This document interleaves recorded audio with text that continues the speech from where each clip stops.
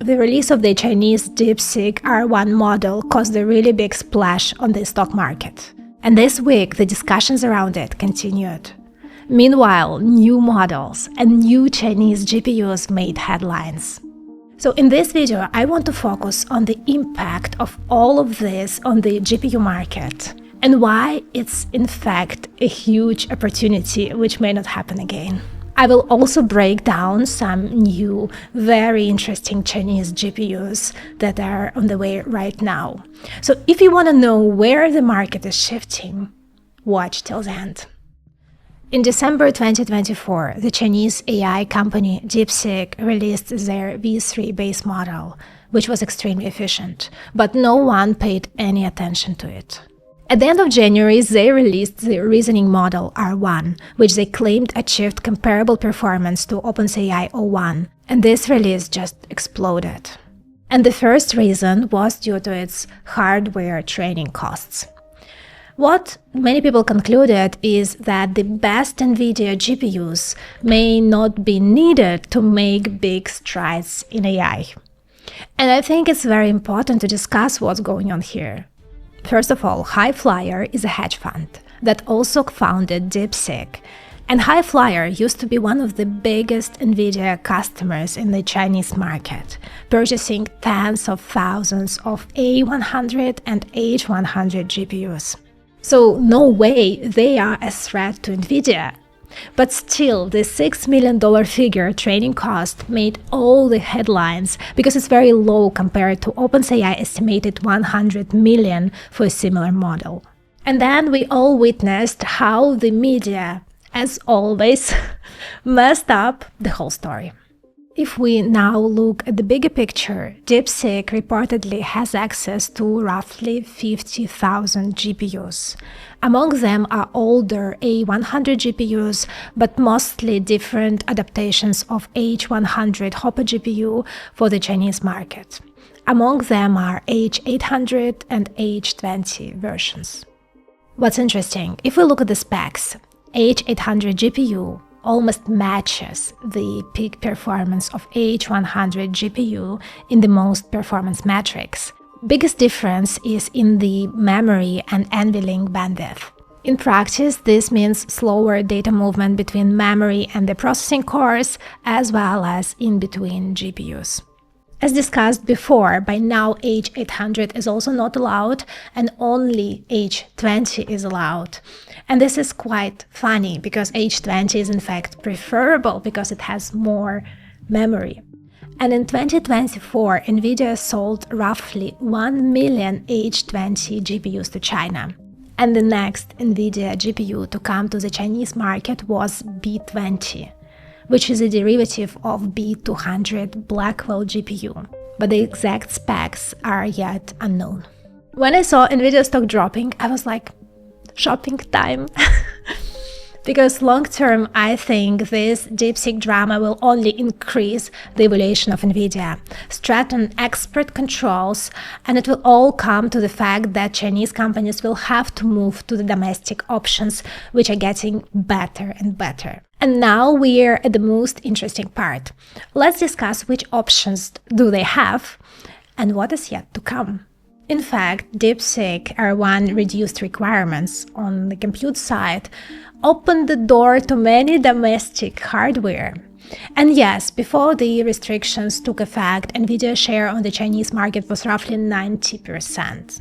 But over the last few years, Chinese companies have been working on getting a share of this pie, including companies like Huawei, Alibaba, Moore-Thread, Biren, Tencent, and Flame, Hygan, and many more. Among them, the most interesting story is Huawei. Their Ascend 910B GPU is the most powerful GPU which is designed and manufactured in China and is in a very high demand. Now, if you look at the official specs, its peak performance at 8-bit precision is 512 teraflops. So theoretically, it has higher flops than NVIDIA H20 GPU. And now Huawei is ramping up its R1 model on Huawei Cloud, which is partially built out of Ascend 910B GPUs. Huawei is challenging NVIDIA with a new chip for artificial intelligence, according to the Wall Street Journal. Huawei has reportedly told potential clients that the chip is comparable to NVIDIA's H100. At the same time, the new Ascend 910C GPU is in development. They've already manufactured the first samples and plan to ramp up mass production already this year. If you previously watched this video, you know that SMIC or SMIC, Chinese semiconductor manufacturing giant, is currently struggling with the yield in N+3 process, which is roughly at 20% now. And this number is far off from what is typically required to bring a product such as this GPU to mass production. If you want to know more details on this, subscribe to the channel now and watch this video right after this one.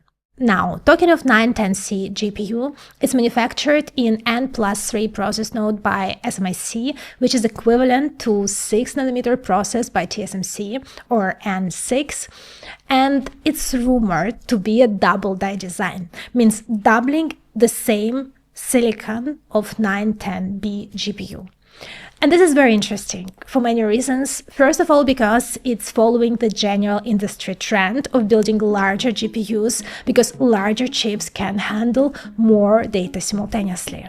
And it resembles the idea behind the latest NVIDIA Blackwell GPU, where we have two large GPU dies, which basically contain the core logic, and they are linked by a very fast interconnect bridge. And through this bridge, one die communicates with the other.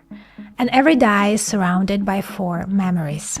And to package something as complex as this, they are using an advanced chip-on-wafer and substrate L COWS-L packaging technology available from TSMC. Now, manufacturing of this double die design and this complex packaging is very challenging because you have to align many pins. And you might have heard about NVIDIA delaying the release and the shipment of their Blackwell GPUs due to the manufacturing and thermal challenges.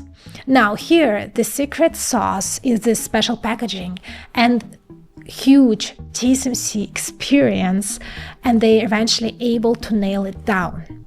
While this kind of packaging is not available at SMIC. Now, this kind of advanced packaging technology is not supported by SMIC. In fact, they are not supporting any of the advanced packaging technologies, including COWS packaging. It will be interesting to see how SMIC gonna handle this, or it's done on a single piece of silicon. So double die design on a single piece of silicon, then no doubt they're gonna struggle with yield, as they're already struggling with the yield even for smaller designs. Let me know what you think in the comments. In fact, Huawei GPUs, as well as many other Chinese hardware domestic companies we will discuss in a moment, are all relying on SMIC fab, which first of all has a pretty limited capacity, often prioritized for Huawei products, and also struggles with yields. Manufacturing yield is the percentage of the chips which is successfully produced without defects and are usable in the final product. According to the last available reports from the end of last year, SMIC yield in N+2 process node was roughly 30%. And this is a really bad number because this means 70% of the produced chips are defective and have to be scrapped away, while the Ascend 910C GPU will be done in N+3 process node, which means potentially even lower yield. Another big challenge for China is memory. To be self-sufficient, they need to fabricate high-bandwidth memory domestically. And they have no high-bandwidth manufacturing at the moment. But Changxin Memory Technologies and Huawei are trying to solve this. Probably the most interesting part of Huawei's story is that they're not just designing their own silicon and building their own EDA tools, electronic design automation tools, which support engineers in designing those chips. They are now buying manufacturing equipment, securing wafer manufacturing, memory manufacturing, and basically trying to cover the entire supply chain. This will help them to achieve self-sufficiency, reduce reliance on SMIC, their yields, their capacity, also reduce dependency on foreign suppliers. But we all know that this is challenging to achieve because still many critical technologies and critical tools are relying on the foreign suppliers. Let me know your thought on this in the comments.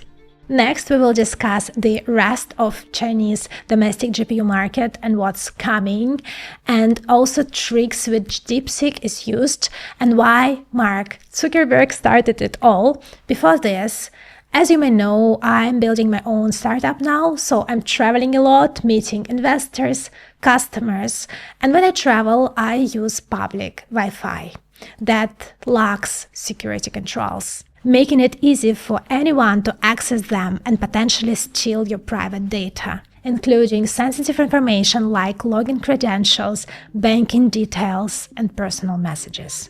As we saw recently, someone can just hijack your session and access your accounts without needing any credentials, and this is scary.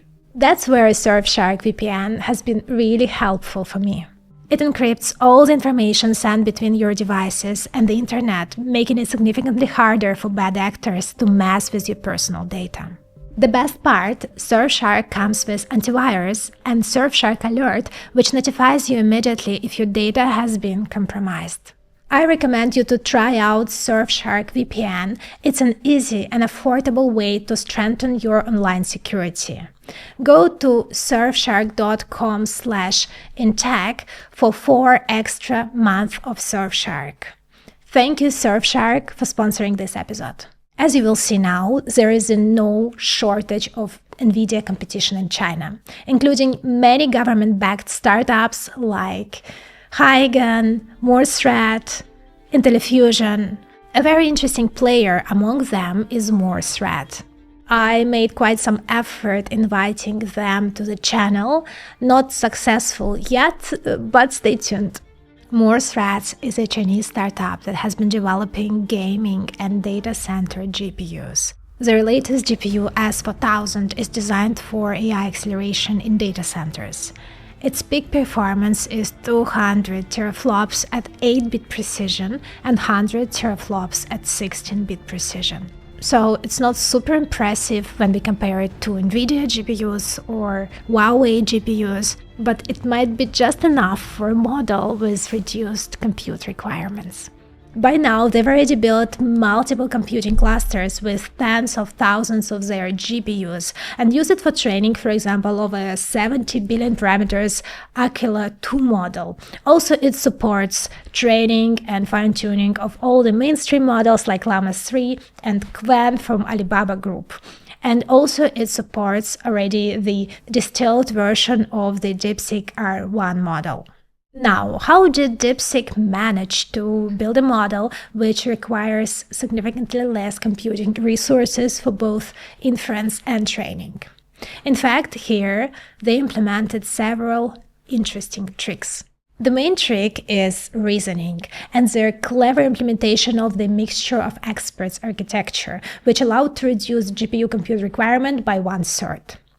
The idea is that the model is divided into sub-networks, so-called experts, and each of them is trained for a particular task on a particular dataset. For example, one expert focuses on syntax, while another specializes on the semantic meaning, just like our brain might work. In our brain, the frontal lobe is responsible for planning and decision-making, while the temporal lobe processes auditorial information.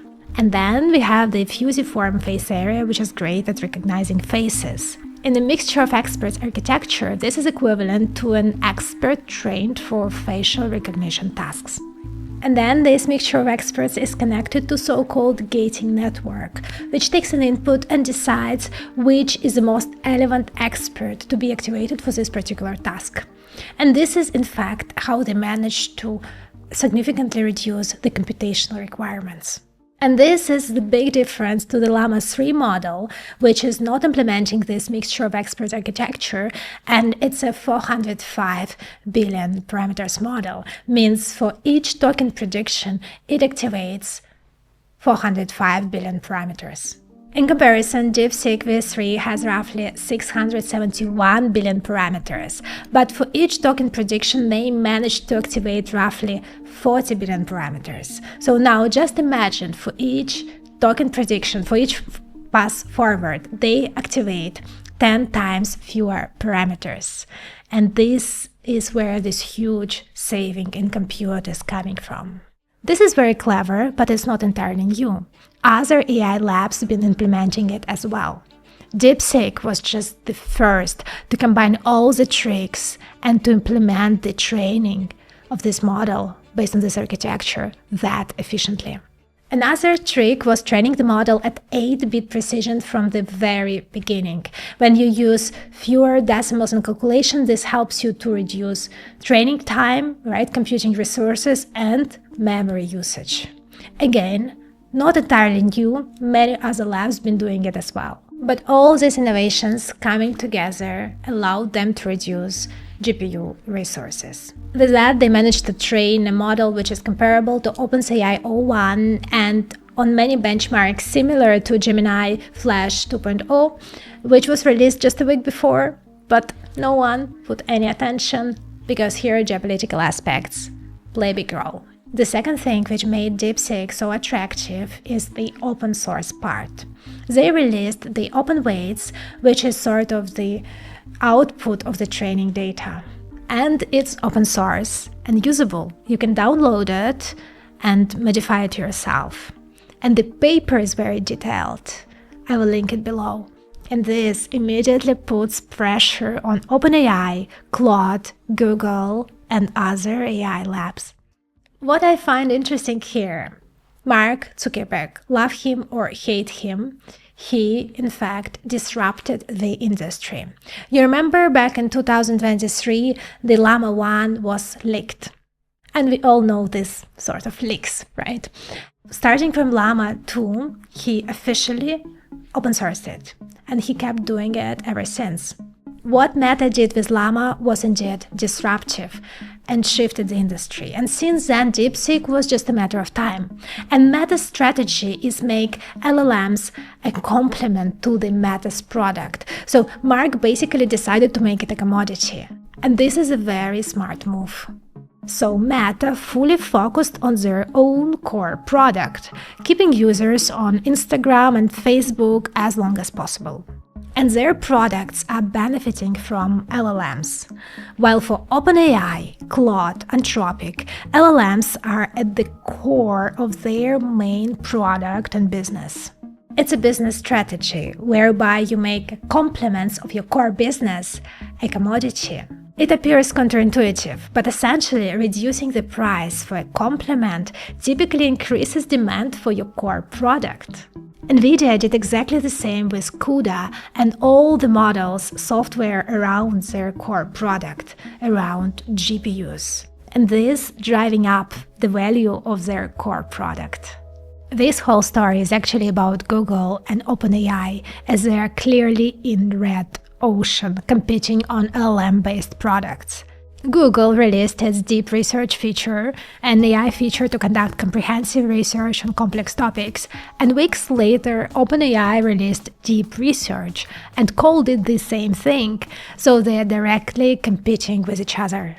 The general trend is that LLMs are getting better and better, cheaper and cheaper, reducing the gap between the free and the paid product. And DeepSeek was inevitable. And considering the Chinese six tigers, there is more to come. So where are we heading with all of this?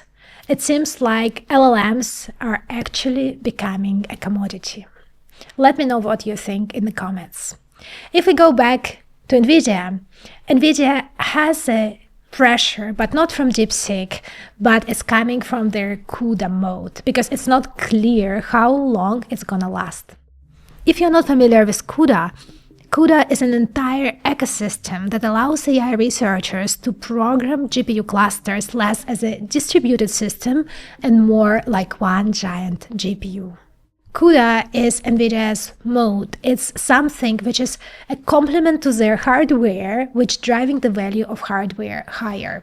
And we don't know how long this mode will last. unless they reinvent themselves like they are now trying to do with Cosmos. In fact, another trick that DeepSeek team did is, instead of using high-level NVIDIA framework for GPU configuration, they used lower level, so assembly like language PTX, parallel thread execution, to reconfigure those GPUs. And with that, they managed to improve the data compression and decompression, and they implemented a bunch of other tricks with configuration for inter-GPU communication, and this allowed them to further improve the overall efficiency of the training. And just remember, DeepSeek was highly motivated to squeeze every bit of performance from those GPUs they have access to, because long-term, the scarce of resources making this maximum GPU utilization a necessity. In any case, long-term, those premium hardware margins will have to go down, and it will be getting cheaper and cheaper. And if you believe in this trend of throwing more and more compute, long-term, the one who can innovate and get access to lots of cheap energy will win. When we look at China, the cost of energy is lower than in the US. About 8 cents versus 13 cents. But looking at their energy split, it's not looking good. Still, like 50% of the energy coming from burning coal and oil, and it's very polluting now. But looking at this plan, long-term strategy is to switch to renewables. I think long-term, this is not about access to the semiconductor manufacturing, EV tools, or talent. It's about access to cheap energy, and we will need tons of it. That's why companies like Meta are building natural gas plants, and the next obvious step is nuclear power plants. But here we have to keep in mind how long it takes to build one, like a decade. I'm sure this was just the first release that got so much attention, but there is more to come. There are many interesting players on Chinese AI market. At the moment, the race is dominated by Alibaba and ByteDance, and then there are 6 tigers, which are considered to be leading AI labs in China. And as competition heats up, we can expect more breakthroughs from these players, as well as strong responses from the US and EU-based AI labs. And let's hope for the best outcome for the whole world. Now I'm looking forward to reading your comments, and if you watched that far, consider sharing this video with your friends, colleagues, and on social media, and subscribe for more content like this to stay up to date with what's next in technology. It's free, but makes me very happy. And a little update, I'm hiring a researcher into my team, and the description is in the description box below. Have a look, and if you feel like you are a good fit, feel free to apply. Thank you. See you in the next episode.